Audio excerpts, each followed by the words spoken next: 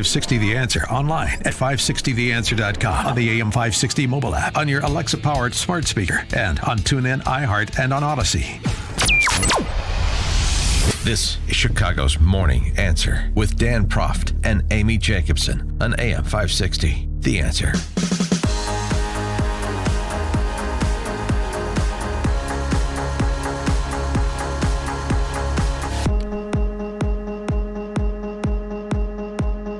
Top of the morning, Dan and Amy. Ukrainian President Zelensky is addressing Congress as we speak. We will pick that up at the bottom of the hour with Gordon Chang, the author of The Coming Collapse of China and the Great U.S.-China Tech War. So we'll be reviewing what President Zelensky has to say. Assume it will be very similar to what he said to the Canadian Parliament yesterday, which we discussed a bit earlier in the program, but we'll pick it up after our discussion about matters local, as in policing. And these cases that fuel the defund the police movement, which persists to this day. The left is not so fond of putting it in those terms anymore.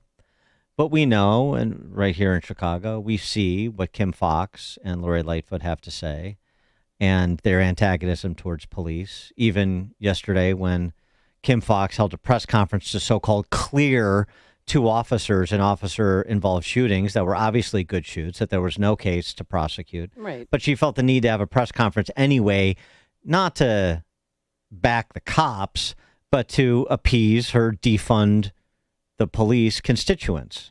It is important to highlight that the officers themselves created the conditions which the use of deadly force became necessary. No, Kim, the criminals created the condition where the use of force was necessary. But once again, cops are the bad guys, gunmen are the good guys. And so, of course, we had the Laquan McDonald case here that drew international attention to policing and fueled the defund the police movement. And in Louisville, they had the Breonna Taylor case, which did the same. Our next guest, John Mattingly, is a retired Louisville Metro Police Sergeant. He's the author of the new book, 12 Seconds in the Dark, a police officer's firsthand account of the Breonna Taylor raid. Sergeant Mattingly was the officer who was shot in the leg during that raid. And so the lessons that we take away from what happened in that raid, the unfortunate killing of Breonna Taylor, and the larger matter of policing and how the media covers policing in this country as we continue to see big cities racked with violent crime. Sergeant Mattingly, thanks so much for joining us. Appreciate it. Well, thank you guys for having me on. I appreciate you. So, tell us what happened on that fateful day when you were part of that raid. Well, when we went up to the apartment, we thought it was going to be a more low-key approach to this apartment, since we knew where the main suspect, Jamarcus Glover, was at the moment. The whole point in going to Breonna's apartment wasn't necessarily to lock her up, but we knew she was holding some money and possibly some drugs, weren't sure. We knew that Jamarcus Glover's vehicle, bank account, phone, is when he was just bonded out by Breonna in January, that they had given this address. So everything for Jamarcus Glover came back to Springfield Drive, which was Breonna's apartment. And so we were just going there to collect evidence to kind of round out the conspiracy or the group of individuals that were selling narcotics, so we could wrap the entire case together. And when we went to the apartment, we were asked to give her time to come to the door. So we banged and announced and knocked and pleaded and begged for them to come to the door for about 45 seconds to a minute. And when we got no response for that, we had no choice but to breach the door to go inside. And as soon as that door came open and I stepped in the doorway, before we even made entry, Kenneth Walker was down the hallway about 30 feet away in a dark hallway, and right next to him, almost overlapping, was Breonna Taylor. And you couldn't distinguish the two from one another, other than one was taller than the other, because, like I said, it was dark down that hallway. And as soon as I turned that corner, my eyes caught the outstretched gun of Kenneth Walker, and he fired a shot. And we reacted by returning fire to stop the threat so he wouldn't continue shooting. And unfortunately, he dove out of the way, and Breonna tried to follow him into the bedroom, and he left her hanging there in the hallway. And tragically, she lost her life in that crossfire. So it was a tragic day all around for the city, for us, for the Taylor family, and we don't look over that. But at the same time, just like you talked about in the segment before, the criminal brought that element to us. Our intent was just to go there, talk to her, collect the documents, collect the money, collect any drugs we might find, and be on our way. And they decided the outcome of this by their actions. Now, does Kenneth Walker's story match up to yours, or what has he said about that incident? Well, originally when he came outside that night after he took, I believe it was 16 minutes to come out. They kept yelling, come out, police, police, even after the shooting, and he wouldn't come out. He called his mom and told her that the police were there before he called 911 because he was so concerned about his girlfriend. So he called his mom and told him the police were there. Then he called 911 after that and said, I don't know who just broke into my house. Somebody just came into my house and killed my girlfriend. Not saying he shot, not saying he knew it was the police. So the story was set up from the beginning there, where later on he comes out and he says, Brianna shot you all, not me. And they were like, she shot? And he said, yeah, it's her gun. Well, it turns out to be his gun. He's the one that shot. So he's a liar from the beginning and a coward and instantly trying to cover his tracks. So he did admit that he heard us knocking. He said he heard us banging. He thought it was an ex-boyfriend going to break in because he had come over there before when she was there, talking about Jamarcus Glover. And but said he didn't hear us say police. I don't believe him, but it's impossible to refute that story. So, right. The story was, the media coverage was, he said he didn't know it was police, and you're saying he made a call to his mom saying the police are outside the door. So he did know it was police. And I don't recall that getting the sort of coverage, giving lie to what he understood was happening that it deserved. And thus, I know he wasn't charged. And I know from reports you've made peace with the fact that he wasn't charged.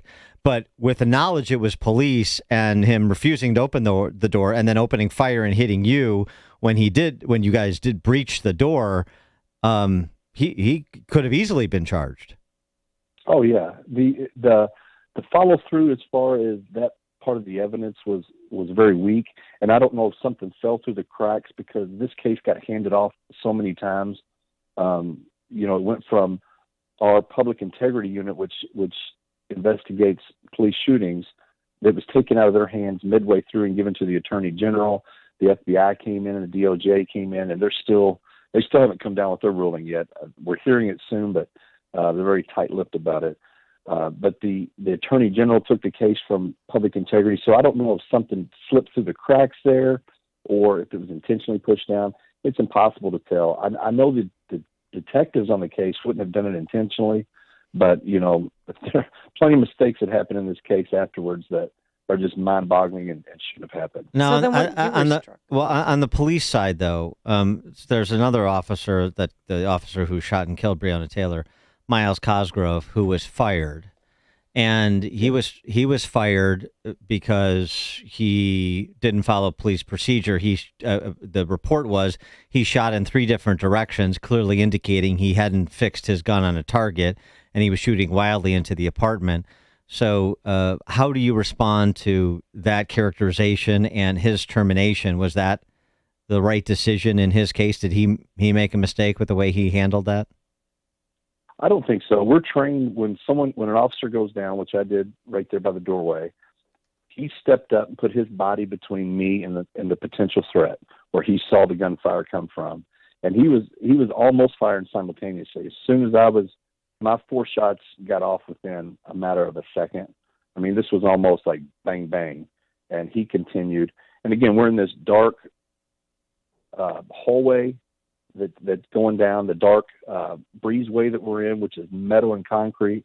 So you're getting the echoes of the gunshots. You're seeing the flashing of the muzzle, which kind of makes it like a strobe light. So everything's happening so quick. And what Miles did was heroic. He stepped in front. He was willing to take a bullet so I could get out of harm's way. We're trained to shoot until the threat stopped. It took, you can empty an entire magazine of 15 rounds in less than 5 seconds. And so this all happened within a matter of 7 seconds there at the doorway, 8 seconds. And this thing was over. And so for people to say, well, he should have just stopped and reevaluated, there's no time for that. I mean, this is like a car wreck. By the time you realize it's there, it's over. And people don't understand the intensity and the speed that these things happen. And so I understand from an outside point of view, looking and going, well, things could have been done different. Well, it's easy to judge in 2 years what took 7-8 seconds to handle in real life. Yeah. And you were shot by Kenneth Walker, and you had to have emergency surgery, and it was pretty serious. Correct. Yeah, it went through my femoral artery. Ooh.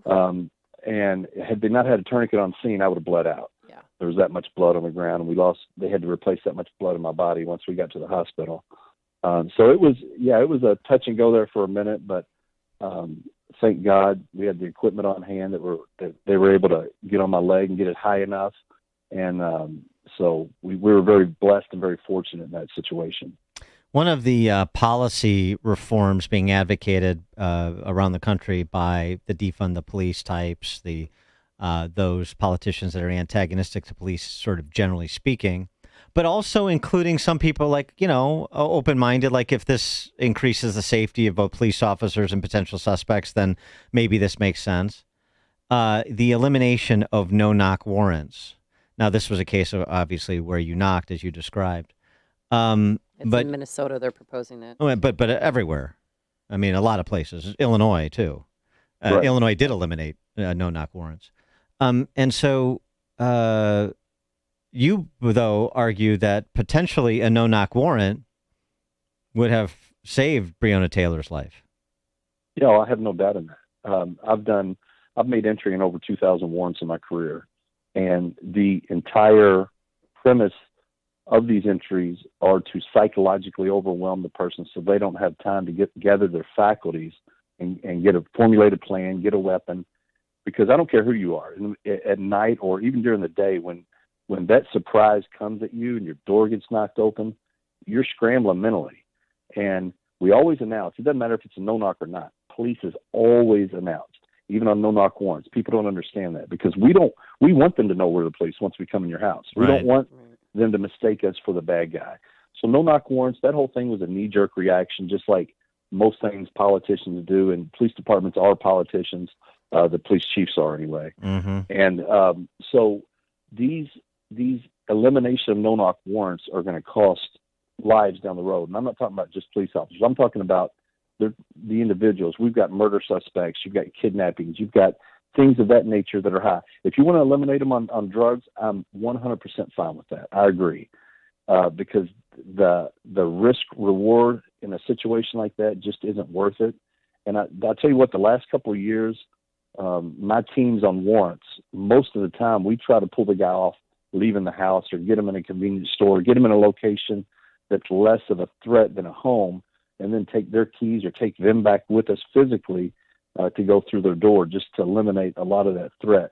So police officers try to do a lot of things that eliminate outside threats or things that could go totally wrong. But in some situations, you just can't avoid it. You mentioned Minnesota. I know the guy, the lieutenant in the Minnesota case, and that case itself is not getting, their department's not releasing the full body cam and the full knowledge they have of that case as well. And once it gets out, people are going to be disgusted because these politicians and these chiefs, they twist these narratives and they cause more problems in the end by not releasing stuff and not being transparent than they ever could have by just telling the truth.